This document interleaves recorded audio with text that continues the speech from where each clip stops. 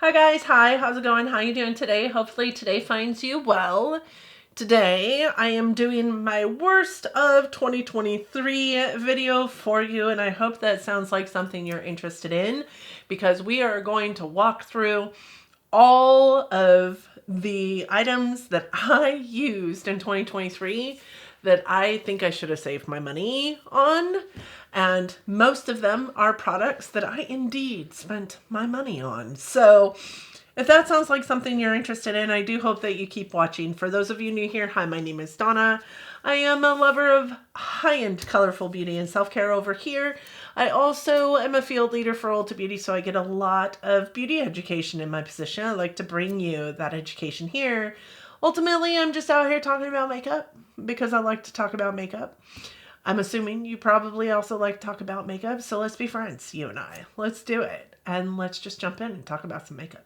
I always feel like I'm sitting so far away from the middle of my screen for whatever reason, and 9 times out of 10 I am. So I'm trying to be a little bit more in the middle of my screen. But then I have moments like this where I'm like, okay, but I need to put pictures in because this is about the worst products that I brought into my collection and or utilized in 2023. And I'm going to have to stick up some pictures because I don't have all these products with me still. I do have some of them with me still, but I don't have all of them. With that said, this is not me saying that if you love this product, shame on you because this isn't an amazing product. This is me just saying this product did not work for me. And if it worked for you, amazing. You did not waste your money. I did in most cases. Now I do work for Ulta Beauty, so some of the products that I got in this video were gratis to me, so I did not pay money for them, and I'm thankful for that. I didn't waste my money, but for the most part, gratis comes to us, and it is mostly skincare and fragrance. There isn't a whole lot of makeup that we get in gratis, at least at my level. I get a lot of skincare and hair care and fragrance, but I don't get a lot of makeup, which is very sad for me. So most of this I did pay for myself. I am happy to walk through these with you. Just please don't take offense because I absolutely don't take offense that you love it. So there's that. Let's walk through these products. The first thing I have on the list, and this is in no particular order, Chantecaille Sunbeam Cheek and Eye Shade. This is a product that I received in my Beautylish Lucky Bag last year. And I did order it this year, so I will have another one this year. And this is in the shade Ray. So this is a product I've used. Obviously, you can see that it has been used, but I just don't quite understand it, I guess.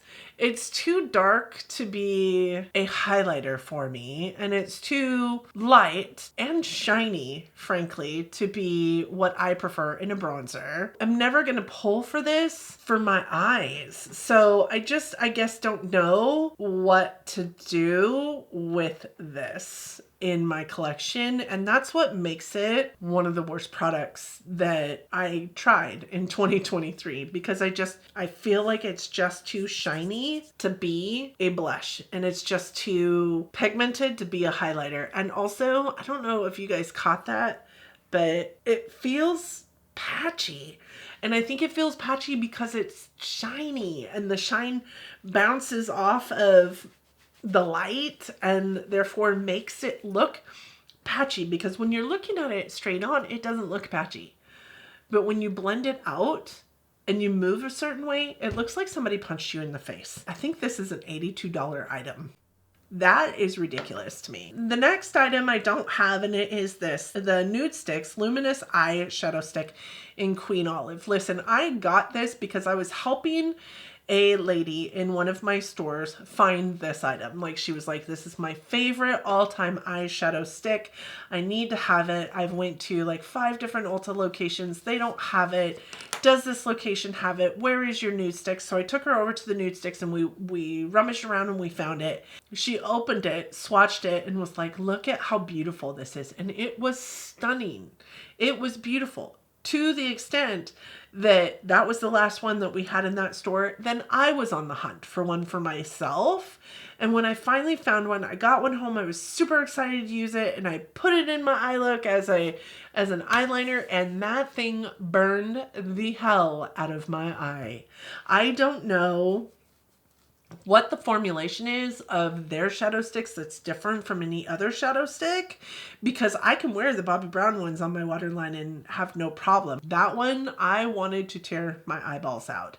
It took me all of 12 minutes to go in there and take my eye look off because of that shadow stick in my waterline, and me wanting to gouge my own eyeballs out because it stung so bad. It was the equivalent of a Too Faced lip injection lip liner, which I also have in this, on my eye. So I couldn't handle it. I tried it one more time. It did the same exact thing. So that was, what, $28 down the drain, because I did purchase that on my own. The next thing I have in here, I actually have because it's still sitting in my declutter bin, but it is the Glamlite Chucky Lip Pencil. I love the lipstick. I do not love this lip liner. And this lip liner is mostly because, number one, the color, straight up, is just not a color that I can wear. But also, it is kind of a waxy pencil. I felt like I was tugging at my lips to try and get it on my lips in a way that I didn't love doing. I try not to like purse my lips just so. I try not to wipe my lips any more than I would like wipe my under eyes. You know, I try and be very, very careful about the stretching of my skin, and I felt like this did take a lot of tugging to work on my lips. So I feel like it's a formulation thing for me, in addition to the color. Like if it were a different color, I might bear with it, see if it would just warm up or whatnot. I did use it quite a few times. It is not like in mint new condition. I need to sharpen it before I give it away. The formulation was not great, and I didn't love the color of it. The next thing I have was this, and this is the Onsai Solmonic Sunlight Love Blusher in the shade Rosette Love. And, you know, on the website, these look fantastic. They look so beautiful. They're very gradient of like a light peach to a deep peach. And in person, I don't see that 100%. I do see it kind of on camera, but I think that comes from just the sheer glittery, or not glitter, because it's not glitter, the sheer sheeniness. So do you remember what I said about that Chantecaille bronzer, cheek, whatever shade? I just don't love shiny blushes. I want my shine to come from my highlight, not from my blush and my bronzer, unless it's like a dewiness, not a shininess. And I do feel like this is too pigmented to put on my face as a highlight, because I mean, you guys can see that baseline of color in there. It's just too pigmented to wear as a highlight. So I think the formulation is beautiful. I think the packaging is beautiful. I think that the imprint on it, also beautiful.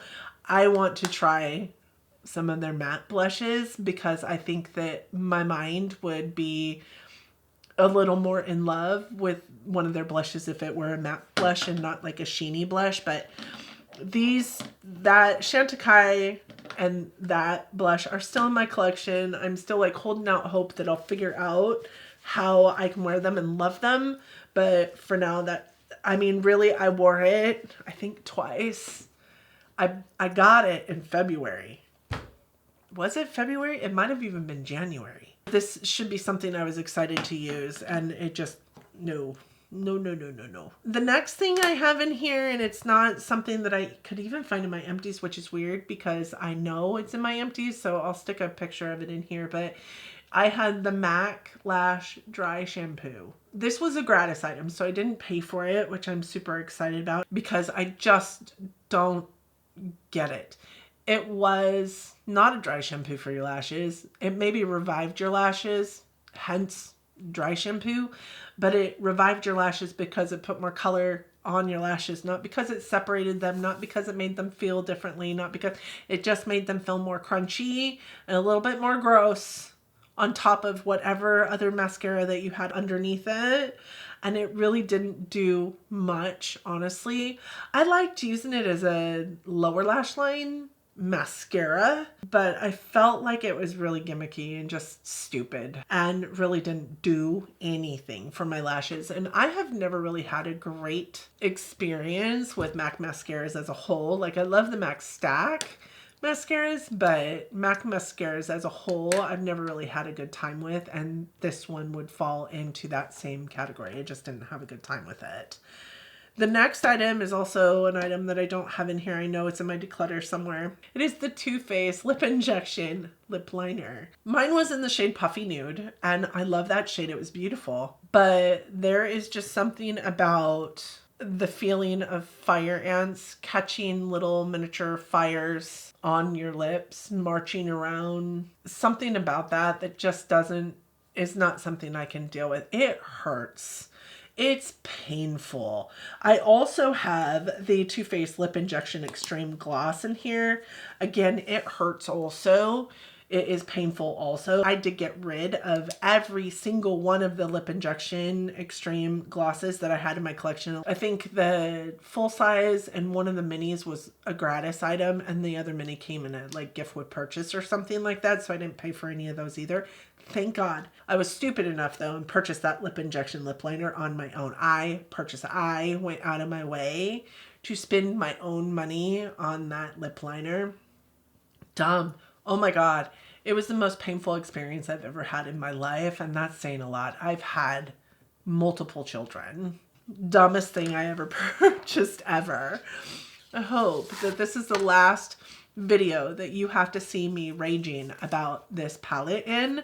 This is the Melt Millennial Pinks palette, and you know, this color story is beautiful. It really is. I love that it's got like this crazy like gray and blue tone section going to like a deeper like rosy pinky red section, going to a really like baby pink section. Like, it's just so pretty.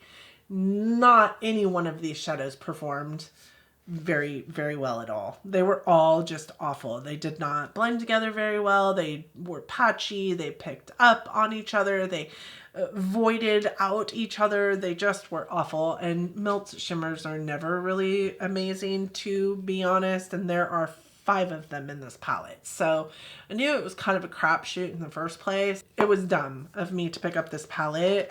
It had not piqued. Okay, it had piqued my interest, but it had not piqued my interest enough to purchase it until it went on sale for $28. And I was like, oh yeah, sure, let's pick it up. It's one palette that I haven't tried from Melt. It reminds me a lot of the formula that was in the stacks. And the stacks were awful. Like, I had 3 of them and I decluttered all of them because they were bad. And that reminds me a lot of the stacks. The next item I have was a gratis item, and this is the Revolution Makeup the Glow Balm. It's a multi-use balm, and you know, I do think that this is probably in the same vein, because Revolution does a lot of like trying to dupe the vibes of other brands. I do think that this is maybe trying to dupe the vibes of the Jones Road balms, the color balms that came out this last year, right? This is not great. Number one, it's sticky. It takes a lot to warm up in your finger, but when you finally get it warmed up, it's like Vaseline. It goes on like Vaseline. It feels like Vaseline. I think it would be a good like moisturizer for your like really dry like knuckles, or even maybe on your lips. But even then, on my lips, everything's stuck to them. So it doesn't, yes, it's a balm. I get that it's a balm. It's just not a product for me. Let's just sum it all up. Everything that I can't vocalize right now in words just comes down to it's just not a product for me. I did not like how sticky it was. I did not like how it looked on my skin, or how it made my skin look, for that matter. It felt like it made it look very greasy. And not because I was using a ton of it, because I wasn't. I was trying to use as little as possible because I did not like how greasy my skin felt, but it didn't do any good. It still felt not great. The next item I have is this Milani Highly Rated Lash Extension Tubing Mascara, and this also was gratis. I wanted to love this so bad. I love tubing mascaras, and to find one at the drugstore that was amazing would be amazing, right?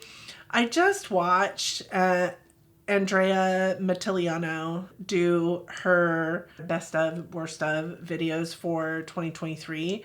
And she had this as one of her best items. And I thought it was really weird, but she said that she really loved it on her lower lashes. But the problem I have with this is that this was a really wet mascara. It never dried down, and that's unheard of for a tubing mascara. I feel like it was flaking all over my face, leaving marks all over my cheekbones where my lashes would hit because it never dried down. Like, I could not wear it. I couldn't wear it unless I was sitting at home. And then also, it didn't really act like a tubing mascara. Most tubing mascaras, you can go in and you can just wet your lashes and pull the tubes off of your lashes from the tubing mascara. This didn't perform in that way. So it's just not one I loved. I just don't understand how it would be good when it's doing that on your upper lash line, that it would be good as a lower lash line product. That was in my empties though. I did utilize it until I couldn't utilize it anymore. I had it open for the 3 months. It never got better. It was still wet the entire time, and just so wet it was messy. And that's not normal for a tubing mascara. The next item I don't have that I'll talk about is the LA Girl Pro Prime Eye Primer. And this was an eye primer that I did not find it anything for my makeup longevity at all. I could probably go without a primer most days on my eyes because I don't have oily eyelids, but when there are eyeshadows out there that are going to like move around on my lid without that primer, or not blend very easily, or crease without that primer, I know that it's an eyeshadow issue, not a me or an eye primer issue, because I don't have problems with or without an eye primer typically. This eye primer, I think, exacerbated any problem that I had. I think it created problems. I love LA Girl. For the most part, I think their eye liners are amazing. What I have found is that just because a brand you love does one thing really, really well and it's your favorite thing, it doesn't mean that everything that they put out is also going to be amazing, because their primers and their eyeshadows are awful. Their primers hold up about as well as their eyeshadows do. This is a primer that went bye-bye almost as soon as I started utilizing it. I think I got like 3 eye looks out of it and was like, nope, I can't use this. That was a gratis item. So really super happy I didn't pay for that. Another thing that was a gratis item that I'm really super happy I didn't pay for is this e.l.f. Halo Glow Beauty Wand blush in the shade Candlelight. It reminded me a lot of this in terms of how shiny it was as a blush, but also it was disgusting. You know the Charlotte Tilbury ones, how they close and they open and they don't really get gross. That was not the case with the e.l.f. one. The e.l.f. ones do not close and open. They just continuously seep out if you just press them just so, like it's going to like spit all the product out the top of it. It was so gross. I feel like it was not sanitary anymore. So I did end up decluttering that. I would not suggest those. I would not buy one. I have heard that their contour ones are actually quite good though. But honestly, if it doesn't shut, I think that is gross. So they need to figure out how to get it to shut. The next thing I have is the L'Oreal Telescopic Lift Mascara. And mine I got in Galactic Purple. This was part of the haul that I did for trying drugstore items on my face, like a get ready with me that I did around my birthday time, and I was really excited about this mascara because if you know, you know, I love a colorful mascara. The Bag El Bang Blue is my favorite mascara on the planet. I will likely wear it with almost every purple look. Surprisingly, I'm not wearing it today. I do love a blue mascara. I love any colored mascara because what it does is the people that are surrounded by you like look at your eyes then and see your eye makeup and see, because they're shocked by the different color mascara, right? They see your lashes, they see your eye. I love a different colored mascara. It brings a lot more visuality to what you've just spent a lot of time doing your art piece, right? I know that sounds very strange. This was awful. Number one, it did not look very purple at all, even though it looks very purple. It didn't look very purple at all on the lashes, and this wand is flat. So it was really goopy, and the nubs on the one side don't do enough to comb the goopiness through, and it didn't do anything for length or volume or anything for my eyes. The saving grace for this guy is that it did not flake. It did not get all over my face. Really happy about that, but I didn't love that mascara. I did have it open and in use until I think I just decided to call it Dunzo last month in December. So I had it open September, October, November, and December. So 4 months, which is about a month longer than I typically do. So it is pretty dried up at this point, but it just didn't get better. Sometimes you have those mascaras that get better as they age. That one just didn't get better. It was not great. I also have a Milk makeup eye primer that I just talked about in another video.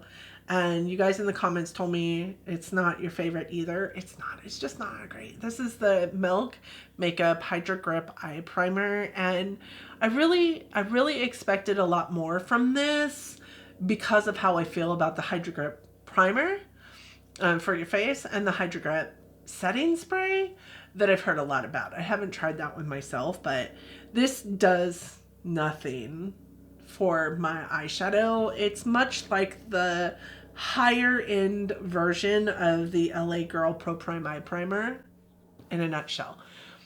Except for maybe just a smidge bit better, because I don't feel like that it creates problems with my eyeshadow like I feel like the LA Girl one did. But it doesn't blank out my eyelids. It doesn't, create a tacky base for eyeshadow, shimmers to stick to. It doesn't do anything, really. It reminds me a lot of the Urban Decay Primer Potion, which I said in my last video. I also don't like Urban Decay Primer Potion. I really did expect it to be a tacky base kind of primer.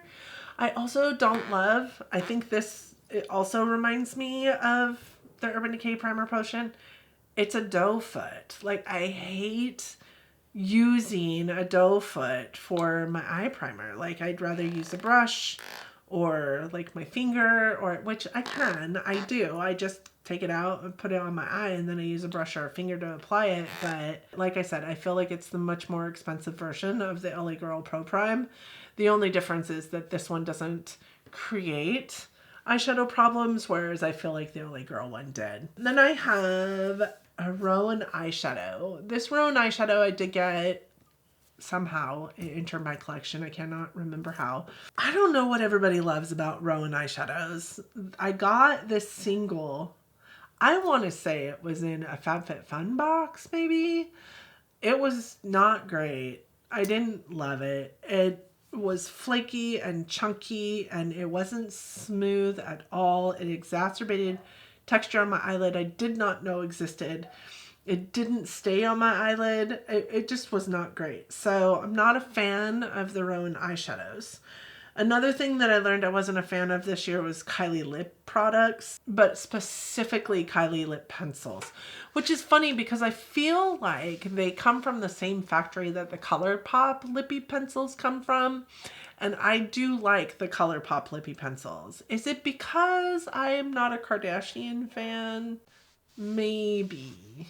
I've gotten several Kylie lip kits in gratis, and I've not liked any of the pencils that have come with those lip kits. And honestly, I don't like the lipsticks either because they're liquid lipsticks, and I don't love liquid lipstick.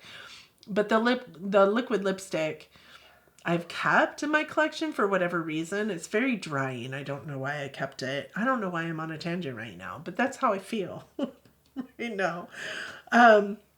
Very thankful those have come to me through gratis reasons.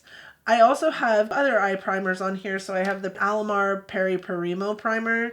The Alamar Peri Primo primer was like sludge. It was a squeezy tube like this one, but it wasn't like a doe foot squeezy tube. You actually squeezed it out. It was like, it was so hard to get out of the tube because it was just so thick. And then also it was tacky, which was amazing. I was like, cool beans, I can use this as a glitter primer. When I would use that on my eyes, like literally I would tap it on my eye, and as my finger tapped and then came up, my eyelid skin would come with my finger because it was like cement. Immediately my finger stuck to my lid, and my lid did not want to let go of my finger.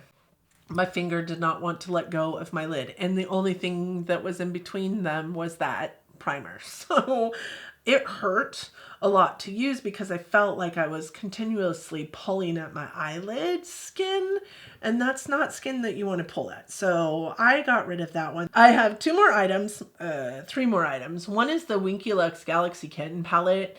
I said this in my ranking video that I also just filmed, so if you're seeing this again, that is why. Some brands can do grays, dark blues, blacks really, really well, and some cannot. I just feel like I love Winky Lux as a brand. I am really fond of several of their eyeshadow palettes. I think that they have a really good formula. I just don't think that they do blacks and grays really well. They were patchy. They didn't move around. They had some mattes with shimmer in there that just were awful. And sometimes I feel like that matte with shimmer formula, matte with glitter formula creates some of the patchiness that occurs in an eyeshadow blend. But this one was shoddy all across the way. It just wasn't great. It was, I think, a palette that I didn't even wait until the end of the year. After I got done with my palette review of it, I was like, and this one is going in the garbage. And it did. It went bye-bye. The next thing I have is the Hourglass setting spray. Now, if you guys have watched my Project Pan for this year, you will know why. But that in my Project Pan was not the first Hourglass setting spray that I had used that was like that. Like, I emptied as much as I possibly could, so I counted it as an empty for me. It's a $49 setting spray that I got in gratis.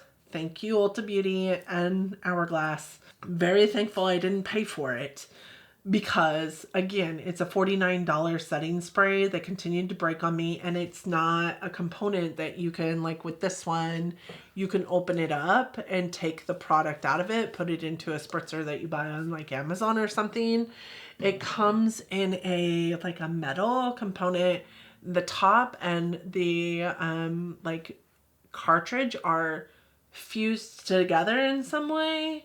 I'm not sure why it's like that, but for $49, it better work until that product is gone. And like I said, when I first started talking about this, this was not the first one that I had tried out in the year last year. This was just the one that you guys got to watch. It happened to in my Project Pan. My friend Audrey did not want hers, so she gave me hers because I was super excited about it, honestly.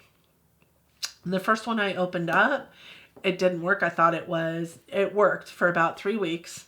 Then it didn't work. Then it worked again for about 2 weeks. Then it didn't work. And then it didn't work. And then I tossed it because I was like, okay, I don't know what's going on with this. So then I put the second one into my palette, my Project Pan, thinking that first one had to have been an anomaly situation, and it wasn't. So there's $100 in setting spray that I used last year that I only got maybe, I would say maybe a grand total of $5 worth of setting spray out of both containers. That's tragic. That is wrong. That is highway robbery. Hourglass needs to fix that. That is why that is on this list. The last thing I have on here is the Supergoop Unseen Sunscreen. Like I said, this is in no particular order, so this is not my number one worst thing of 2023. But everybody loves this Supergoop Unseen Sunscreen. Every single person on the planet. Except for a handful of us, and I am leading the charge. That makes my skin feel so gross. so greasy and gross and nasty, and I will do sunscreen any other way than that Super Goop Unseen sunscreen. It is so gross. Makeup did not want to stick on, and it's marketed as a sunscreen primer. Makeup did not want to sit on top of it. It slipped and slid all over the skin.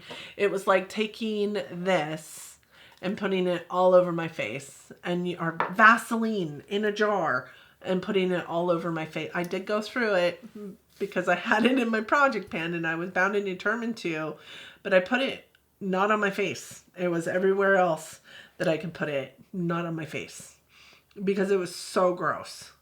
And even then, I didn't want it on my hands either because it made my hands sticky and slimy and disgusting. It was gross.